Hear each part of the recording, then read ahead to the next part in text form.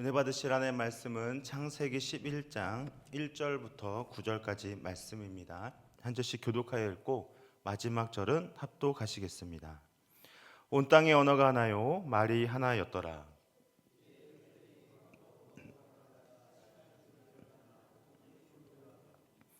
서로 말하되 자 벽돌을 만들어 견고히 굽자 하고 이에 벽돌로 돌을 대신하며 역청으로 진흙을 대신하고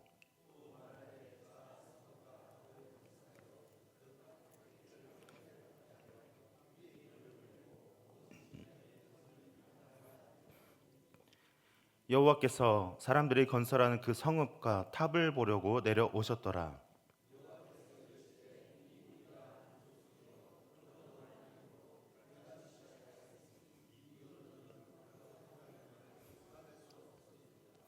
자 우리가 내려가서 거기서 그들의 언어를 혼잡하게 하여 그들이 서로 알아듣지 못하게 하자 하시고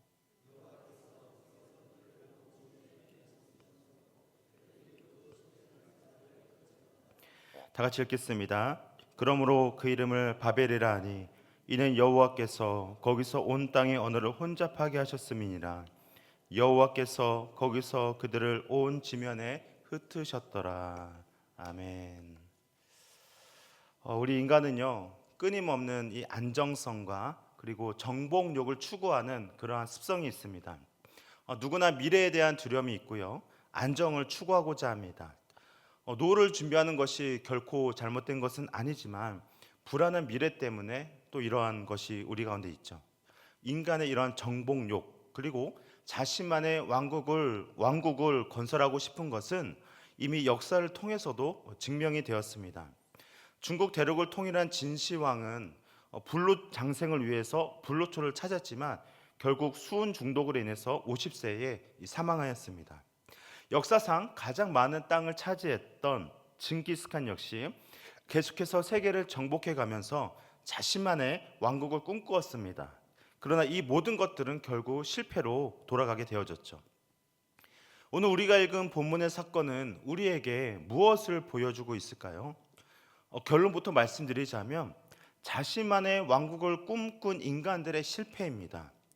하나님을 떠나서 하나님 없이 살려고 했던 인간들이 어떻게 실패하게 되어지는지 극명하게 보여주고 있습니다. 오늘 본문 맞이 1절 말씀을 보시면 온 땅의 언어가 하나요 말이 하나였더라고 말씀하고 있습니다. 인류에게 있어서 가장 중요한 것이 있다면 이 언어입니다.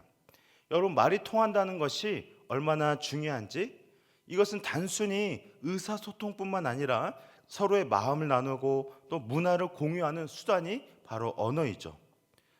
그런데 창세기를 쭉 읽다 보다가 한 가지 이상한 점을 발견할 수가 있습니다. 그것은 오늘 본문 1절에서는 언어가 하나라고 말씀하고 있는데요. 바로 직전인 10장에서는 그렇게 말씀하지 않고 있습니다. 창세기 10장 5절 말씀을 보시면 이들로부터 여러 나라 백성으로 나뉘어서 각기 언어와 종족과 나라대로 바닷가의 땅에 머물렀더라. 각기 언어라고 말씀하고 있죠. 그리고 20절에도 이렇게 말씀하고 있습니다.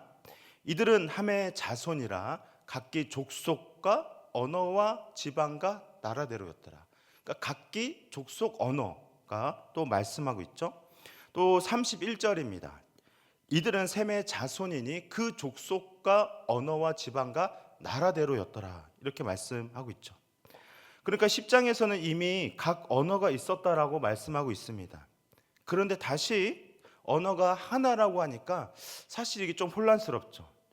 이 부분에 있어서는 우리가 두 가지로 해석해 볼 수 있습니다. 첫 번째는 시간적인 흐름이 다를 것이다. 즉 10장의 기록은 바벨탑 사건 이후에 일어난 것을 기록한 것일 것이다 추측할 수가 있고요.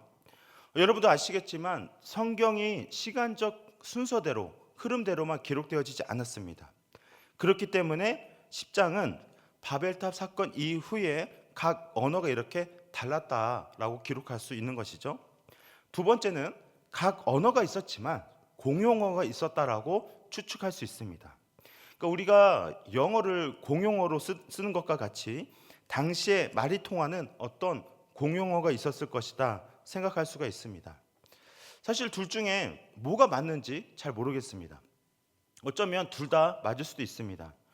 그러나 중요한 것은 오늘 본문에서 강조하고 싶은 것은 이 언어가 하나라는 겁니다.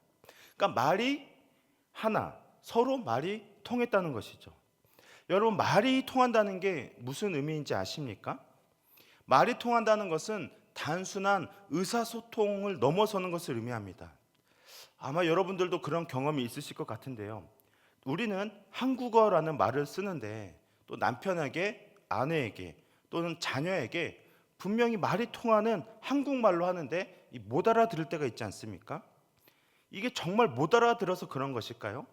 그러니까 똑같은 한국말을 쓰니까 알아듣죠. 그러나 그 마음에 이 듣기를 싫어하는 겁니다. 저도 제 아내와 같이 결혼한 지 이제 10년이 되어 가는데요. 제 아내는 자주 제게 너무나 친절하게, 아주 매우 친절하게 잔소리를 자주 합니다. 사실 저는 결혼 전까지 부모님의 부재가 컸기 때문에 이 잔소리가 익숙치 않았습니다.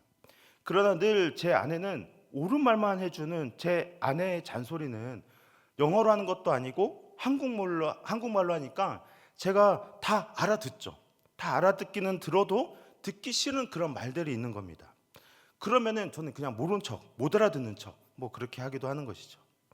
여러분의 부모님이나 또 자식으로부터 듣게 되는 말도, 듣기 좋은 말도 있지만 듣기 싫은 말도 있는 것이죠. 여러분, 왜 그렇습니까? 이것이 서로 마음이 좀 통하지 않았기 때문에 그런 것이죠. 마찬가지로요.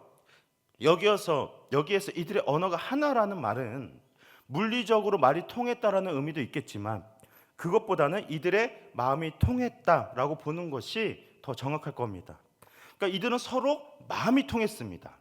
마음이 하나로 모아졌습니다. 그것이 어떤 마음이었을까요? 성읍과 탑을 우리가 건설해서 이제는 우리의 흩어짐을 면하고 우리의 이름을 내보자라는 것이죠. 그래서 이들의 죄는 무엇일까요? 인류는요, 끊임없이 편리와 안전을 위해 도시를 건설하고 또 발전해 왔습니다. 이런 발전을 하면 안 되는 겁니까? 그렇지 않은 것이죠. 이들의 죄는 크게 두 가지로 볼 수 있습니다. 첫 번째는 2절 말씀을 보시면 거기 거류하며, 그러니까 정착하고자 했던 그들의 태도입니다. 여러분, 한 곳에서 정착하는 것이 죄가 될까요?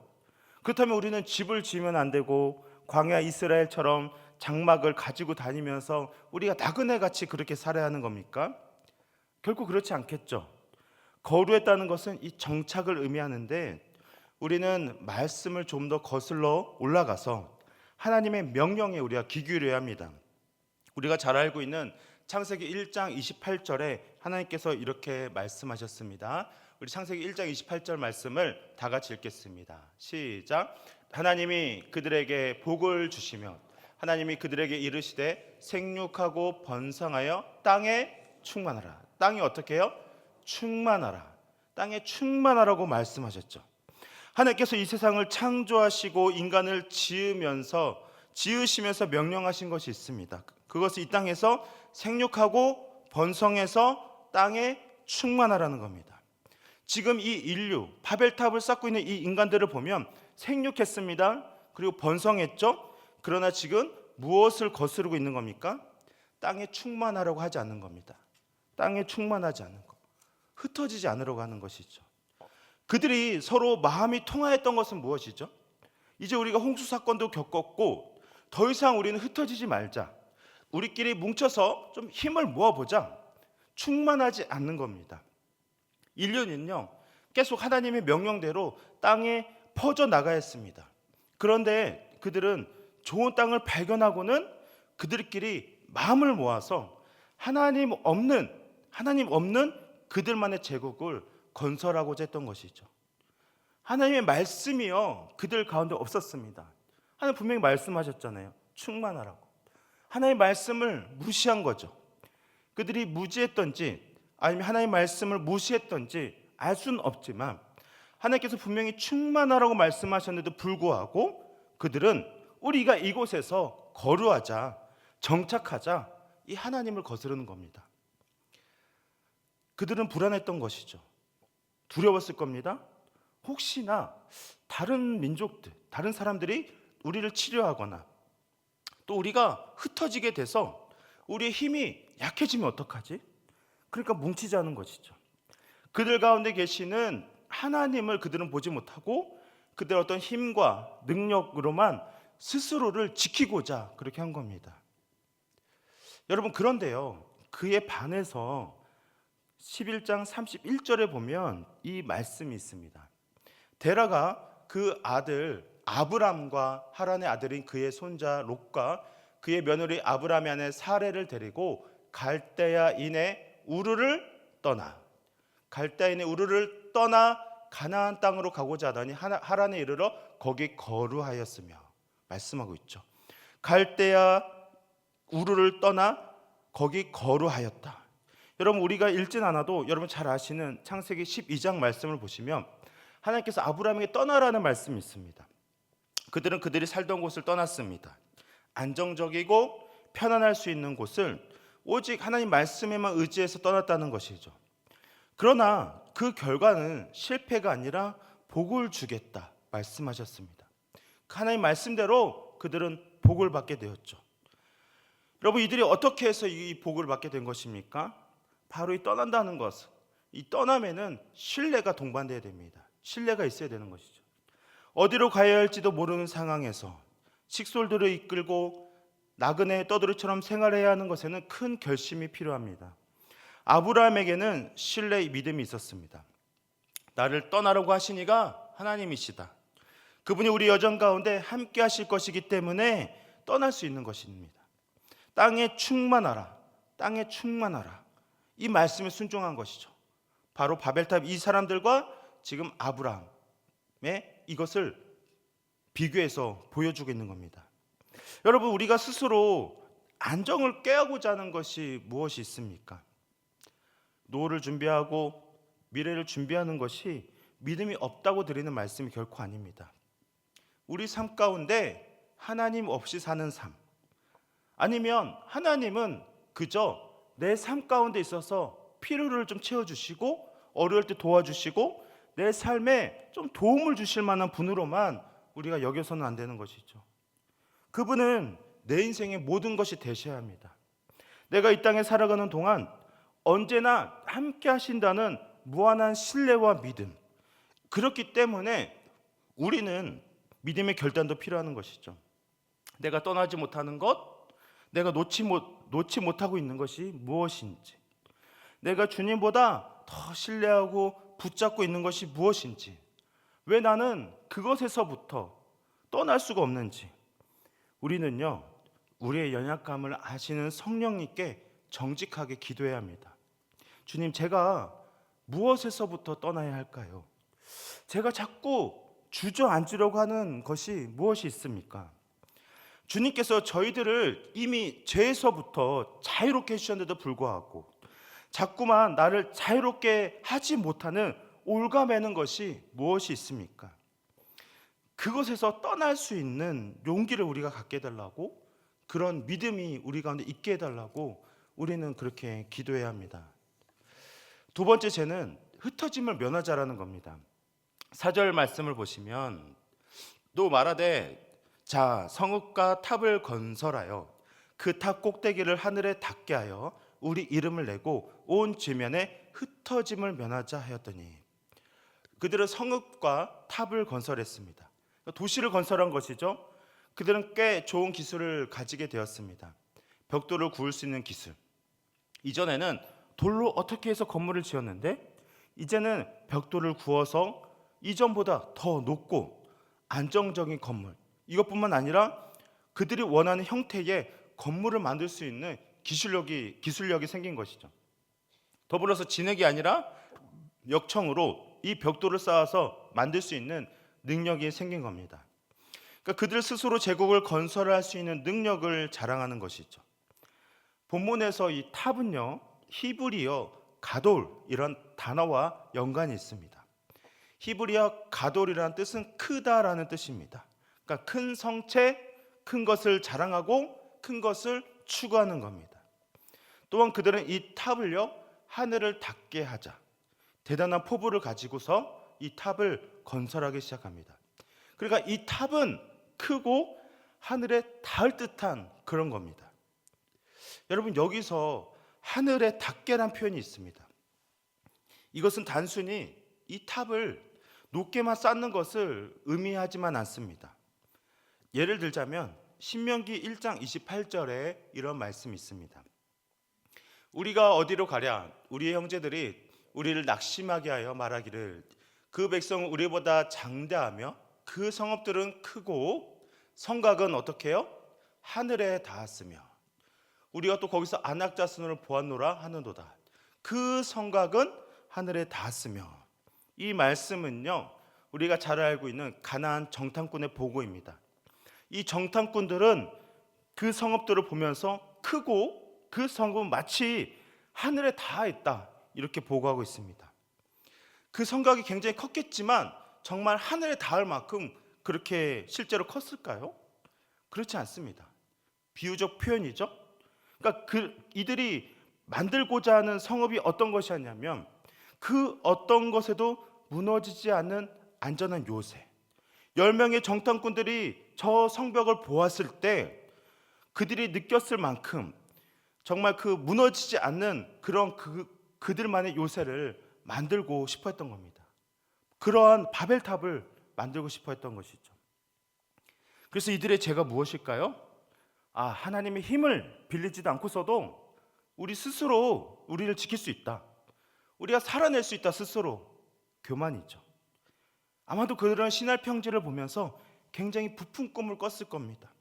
지금 이곳은 평지라서 우리를 지켜줄 수 있는 것은 아무것도 없지만 우리에게는 벽돌을 구울 수 있는 기술력과 충분한 노동력이 있으니 여기에 우리만의 안전지대, 요새를 지어보자. 여러분, 진정한 안전지대가 어디 있겠습니까? 이스라엘 백성은요 강야 40년간 장막을 치면서 그들이 굶어 죽거나 단 한 사람도 굶어 죽거나 발이 부르트지도 않았습니다. 성경에서 그렇게 말씀하시죠. 그 거친 환경에서도 주님이 함께 하시는 그곳이 안전한 요새가 된 것이죠. 그러나 이들은요 스스로 안전지대, 이 요새를요 만들고자 한 겁니다. 여러분, 우리가 잘 아는 찬송가 585장에 보시면 이런 가사가 있습니다. 내주는 강한 성이요, 내주는 강한 성이요, 방패와 병기 되시니 큰 환난에서 우리를 구하여 내시리로다. 옛 원수 마귀는 이때도 힘을 써 모략과 권세로 무기를 삼으니 천하에 누가 당하랴. 내 힘만 의지할 때는 패할 수밖에 없도다. 힘 있는 장수 나와서 날 대신하여 싸우니 이 장수 누군가? 주 예수 그리스도 만군의 주로다. 이 찬송가는 마틴 루터가 95개조 방반문을 붙이고서 이제 법정에 출두하라는 명령을 받고 그 전날 지은 가사입니다. 주변에서는 도망가, 또 죽을 수도 있어, 피해. 그러나 피할 곳이 없는 것이죠. 그 어디에도 안전한 성읍, 그 성이 없습니다. 그럴 때 마틴 루터는 내 주는 강한 성이다 이렇게 고백한 겁니다.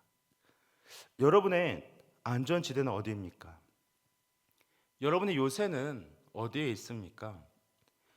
여러분, 그것을 스스로 만들려고 하지 마십시오. 오직 우리 하나님만이 안전지대요 안전한 요새인 줄을 믿습니다. 여러분, 그러나 또 재미있는 것은요 이어지는 5절 말씀입니다. 하나님께서 이 성읍을 보시고는 내려오셨다라는 것입니다. 여러분, 하나님께서 어디 한번 보자, 얼마나 잘 지었나, 튼튼한지 궁금해서 한번 시찰을 하시려고, 한번 점검하시려고, 그렇게 보시려고 내려오신 걸까요? 지금까지 우리가 이야기만 들어도 결코 그렇지 않다는 거 짐작하셨겠죠. 그들은 이 탑을 하늘에 닿게 쌓으려고 했습니다. 그래서 대부분의 학자들은 이 바벨탑을 지구라트와 같은 형태의 이 건축물로 추정을 하고 있습니다. 지구라트는 발견이 됐는데 이 건물은 한 면이 100m가 넘고 높이가 약 100m가 넘는 것으로 추정을 합니다. 그리고 그 꼭대기에는 반드시 신께 제물을 바칠 수 있는 이 제단이 있습니다. 그러니까 그들은 나름대로 하나님께 이런 방법으로 다가가려고 했던 겁니다. 아니면 하나님이 아닌 그들이 믿는 어떤 신들에게 그들의 힘으로 뭔가 다가가려고 그렇게 했던 것이죠. 그래서 이 탑을 쌓을 때에 하늘에 닿게 쌓으려고 했던 겁니다. 그런데 아이러니하게도 그들이 하늘에 닿았다기보다는 오히려 하늘에서 너무 멀리 있었기 때문에 하나님께서 내려오셨다라는 이런 굉장히 역설적인 표현입니다. 그러니까 이 높이가 어림잡아도 100m인데 아파트 한 층의 높이가 약 3층 정도 3m로 잡으면 100m면 33층이 넘는 굉장히 어마어마한 높이죠. 아파트가 33층이 넘는. 상상해 보건대 그들은 이렇게 탑을 쌓고는 아마 꽤 만족했을 겁니다. 이 정도 높이면 우리가 제사를 드렸을 때 신이 우리의 기도를 들어주실 거야. 그러나 오히려 반대로 하나님 보시기에 그들은 하나님께 가까이 가기는커녕 오히려 멀어졌기 때문에 하나님께서 그래서 내려오셨다, 이렇게 해석할 수 있습니다. 우리가 가진 힘과 기술력과 지식으로 하나님을 우리가 만나 뵐 수 있습니까? 하나님의 존재를 우리가 그렇게 해서 증명할 수 있습니까? 결코 그럴 수 없죠. 하나님께서 내려오셔서 우리를 만나 주셔야만 하는 겁니다. 이런 교만을 가지고서는 우리 하나님을 만날 수가 없는 것이죠. 여러분, 그러나 반대로요, 야곱의 사닥다리 사건을 보면 이 땅에서 하늘에 닿은 것을 우리가 볼 수 있습니다. 창세기 28장 10절 말씀입니다. 10절, 11절, 12절 말씀인데 우리 다 같이 이 말씀을 한 목소리로 읽겠습니다. 시작. 야곱이 브엘세바에서 떠나 하란으로 향하여 가더니 한 곳에 이르러는 해가 진지라. 거기서 유숙하려고 그곳에 한 돌을 가져다가 거기 누워 자더니 꿈에 본즉 사닥다리가 땅 위에 서 있는데 그 꼭대기가 하늘에 닿았고 또 본즉 하나님의 사자들이 그 위에서 12절에 보여 꿈에 본즉 사닥다리가 땅 위에 서 있는데 그 꼭대기가 어떻게 해요? 하늘에 닿았고 하늘에 닿았다 말씀하고 있죠. 야곱의 꿈이지만 야곱은 사닥다리가 하늘에 닿은 것을 경험했습니다. 그리고 이곳을 베델이라고 하였습니다. 우리가 잘 아는 바와 같이 정말 버러지 같았던 야곱이죠. 도망 중에 갈 곳도 없었습니다. 그 누구도 의지할 수 없었던 그 순간입니다. 아무도 없는 깜깜한 어둠 속에서 야곱은 이때 누구를 만났습니까? 하나님을 만난 것이죠. 그때에 사닥다리가 하늘에 닿았습니다. 여러분, 오늘 본문에서는요, 인간들은 힘을 합쳐서 최고의 기술력, 노동력으로 스스로 하늘에 닿으려고 했지만 실패했습니다. 그런 야곱은 달랐어요. 아무것도 할 수 없는 그 상황에서 아무도 의지할 수 없는 그때에 그는 하늘에 다 하나님을 만날 수 있었던 겁니다. 여러분, 우리가 하나님을 만나고 그분의 뜻을 우리가 발견할 수 있는 비결이 무엇이 있겠습니까? 저는 우리의 힘을 빼는 거라고 생각합니다. 뭔가 잔뜩 힘이 들어가서 뭔가 좀 해보겠다, 내가 뭔가 좀 해보겠다, 결혼은 의지, 능력, 이것이 아니고요, 오히려 내 힘을 뺐을 때에 주님, 정말 제가 아무것도 할 수 없습니다. 무익한 종입니다. 내가 죽어야 주님이 삽니다. 아무런 능력도 없습니다. 그때 주님께서 일하시는 것이죠. 저는 수영을 잘 못하지만 물에 뜨기 위해서는 이 힘을 빼야 된다고 합니다. 그럼 저는 물에 들어가면 가라앉는 것이 두려워서 막 몸에 힘을 잔뜩 힘을 줍니다. 그러면 더 막 가라앉기 마련인데도 몸에 힘을 빼는 방법은 모릅니다. 우리가 좀 그런 것 같습니다. 뭔가 어깨에 잔뜩 힘이 들어갑니다. 우쭐대기도 하죠. 내가 뭐라도 된 것 마냥 그렇게 굴기도 합니다. 힘을 잔뜩 주고, 그리고 주님을 위해서 내가 이렇게 희생하고 또 이렇게 헌신한다. 또 그러다가 다른 사람이 또 몰라주면 또 섭섭이가 또 찾아와가지고 또 섭섭병이 걸리고, 그리고 또 시험에 넘어졌다. 자꾸 우리가 이렇게 되는 것이죠. 여러분, 누가 그런 게 아니라 제가 그렇다는 겁니다. 저와 같은 사역자들이 이것에 넘어지는 것에 조심해야 되는 것 같습니다. 주님을 위해서 뭔가 기대하는 것이죠. 많은 사람들이 저를 통해서 은혜를 받고 사람들이 또 저를 칭찬해주고 사역의 가시적인 열매를 기대합니다. 여러분, 제 안에도 얼마나 나쁜 이런 뿌리가 있냐면, 저보다 사역을 잘하고 사람들에게 인정받는 사역자들을 보면 표현은 안 하지만 질투 날 때가 있습니다. 제가 주님의 일이라고 말을 하면서 주님보다 제가 더 영광 받기를 마음속 깊은 곳에 자리 잡고 있는 것은 아닌지 굉장히 생각하게 됩니다. 지난 청년 성령 부흥회 때 강사로 오신 정운택 선교사님, 여러 정말 은혜의 말씀을 하셨는데, 한 가지 제 마음에 딱 새겨지는 말씀이 있습니다. 그분이 말씀하실 때, 내가 수치당하고 부끄러움 당하는 게 무슨 대수냐, 내가 수치당하고 부끄러움을 당해도 주님의 영광이 드러나면 되는 것이지. 그런데 돌이켜보면요, 저는 주님의 영광이 드러난 것보다는 제가 수치를 걷게 되어지고 또 부끄러움을 당하게 되는 것에, 이것이 더 억울하고 이것에 더 마음 상해했던 것 같습니다. 그러니까 제 안에 아직도 빼지 못한 뭔가 힘, 그런 것이 있는 것이죠.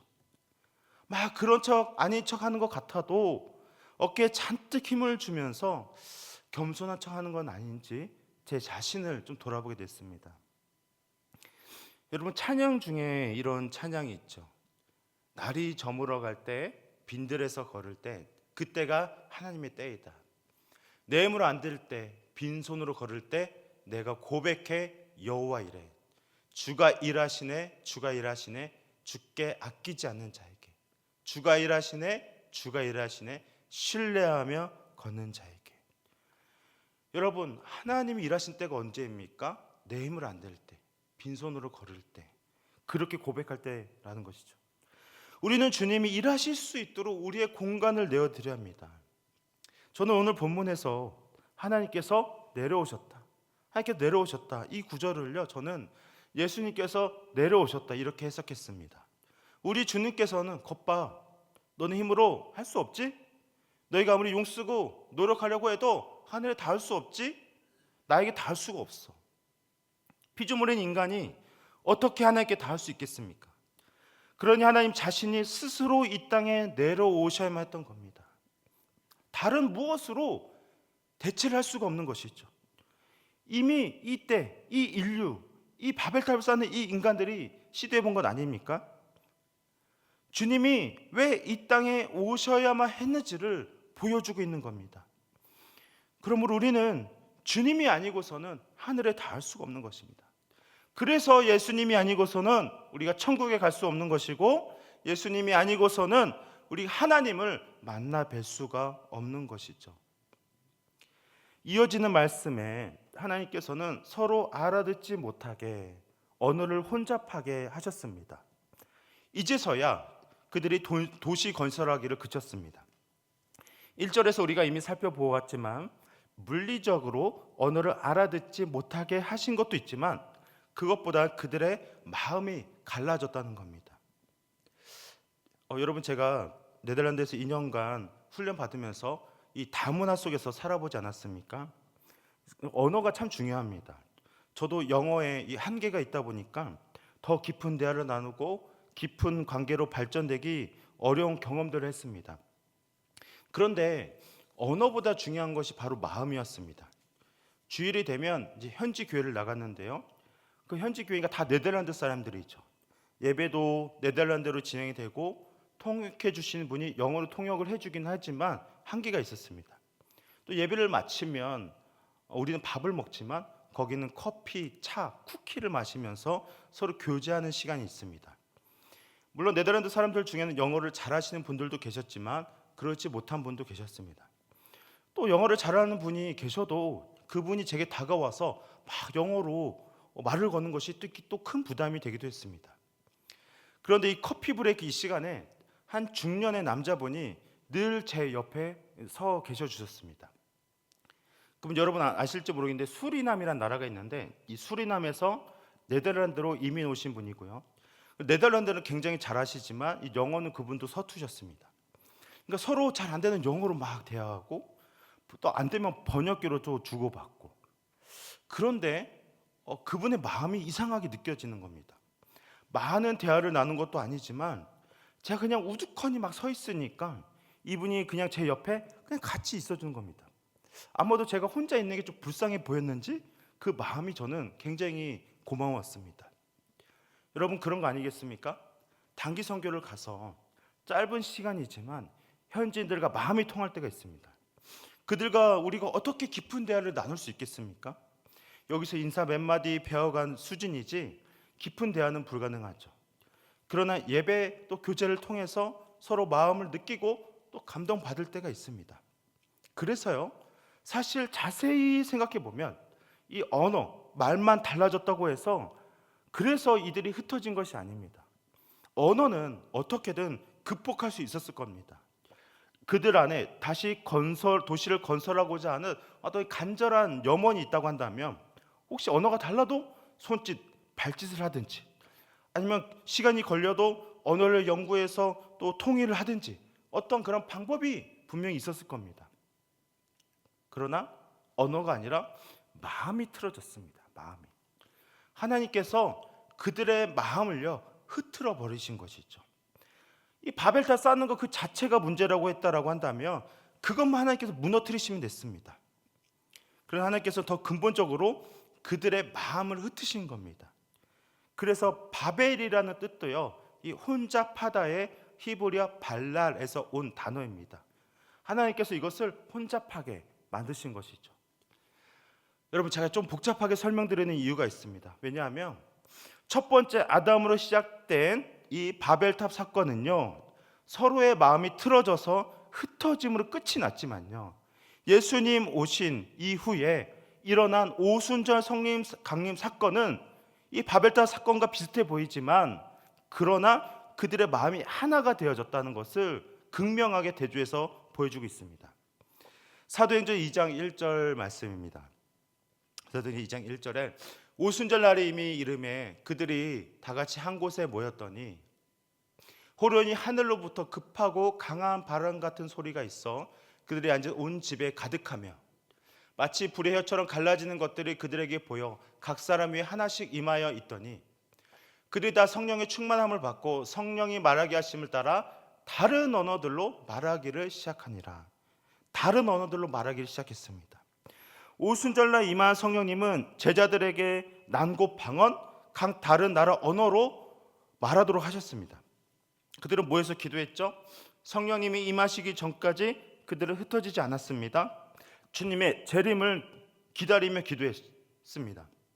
그러다 성령 강림 사건 이후에 그들은 흩어졌어요. 복음을 전하는 사명자로 살아갔습니다. 여러분 바벨탑 사건에서는 그들은 스스로 하나님이 되고자 하나님 없이 살고자 하는 이 교만을 하나님께서 언어로 흩으셨고 마음을 흩으셨지만 오순절에는 성령님께서 다른 언어로 말씀하게 하시면서 오히려 그들의 마음을 모아서 복음을 위해서 그들을 흩으셨습니다. 그럼 아담의 실패, 그 후손의 실패는 봐봐 이랬지? 그러나 두 번째 아담, 예수님께서 오신 그 승리, 이후에 일어난 성령 강림의 사건을 통해서 우리에게 어떻게 승리하셨는지 승리의 비결을 보여주신 것이죠. 여러분 제자들의 언어는 달랐지만 그 내용은 한 가지였습니다. 그들이 말하는 내용 무엇이었겠습니까? 예수 그리스도죠. 예수 그리스도 바로 복음입니다. 그래서 여러분 우리가 이 땅에서 승리하는 비결은요 나만의 성을 쌓고 내 제국을 건설하고 든든한 미래를 준비하는 것 이것이 아니고요 예수 그리스도의 복음을 전하면서 떠날 수 있는 것, 내가 익숙하고 주저앉으려고 하는 것에서 떠날 수 있는 것, 주님으로 인하여 주님과 동행함으로 인하여 그 믿음을 갖고 주님께서 말씀하신 같이 땅에 충만하라는 이 말씀을 우리가 잘 지키며 살아가는 것일 겁니다. 그러한 믿음으로 살아가시는 저와 여러분 되시길 주님의 이름으로 축복합니다. 우리 이 시간에 함께 합심해서 기도하기 원합니다. 오늘 주신 말씀을 붙잡고 기도하시길 원합니다. 하나님, 우리가 스스로 쌓고 있는 이 성읍, 그리고 우리가 스스로 만들고자 하는 안전지대, 요새가 무엇입니까? 내가 이것을 내려놓을 수가 없어서 마치 주님이 아니면 안 되는 삶이 아니라 주님보다 더 크게 느껴지는 그것이 무엇이 있습니까? 주님 말씀하셨습니다. 땅에 충만하라 떠나라. 내가 너와 함께 하겠다. 내가 그런 믿음 없는 삶을 살아가지 않도록 우리에게 믿음을 주시고 용기를 주셔서 내가 이것을 주저앉고 이것을 붙들고 살아가는 것이 아니라 이것에서 떠날 수 있는 용기와 담대함을 주시고 그 광야 가운데 만나와 메추라기를 주시는 그 주님을 경험하며 살아가는 우리가 되게 하여 주시옵소서.